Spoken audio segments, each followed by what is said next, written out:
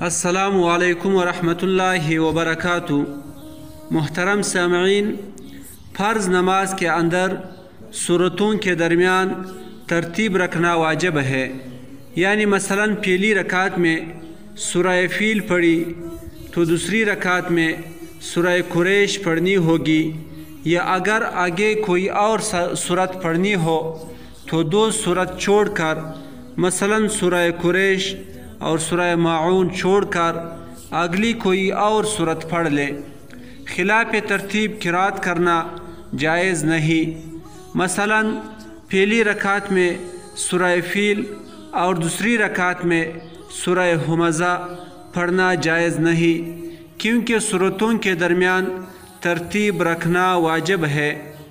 اور ایک بات یاد رکھنا چاہیے کہ یہ واجبات قرات میں سے ہے، واجبات صلاۃ میں سے نہیں۔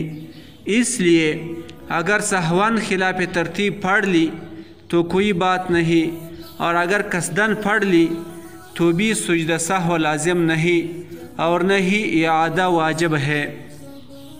اس مسئلے کی مکمل تفصیل جاننے کے لیے درج ذیل کتابوں کو ملاحظہ کیا جا سکتا ہے۔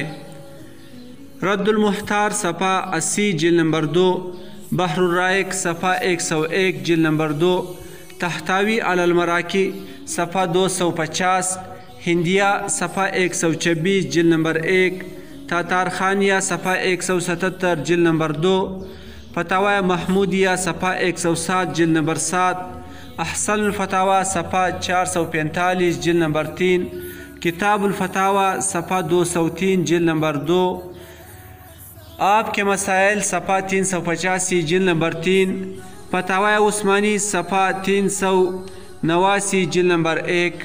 السلام علیکم ورحمۃ اللہ وبرکاتہ۔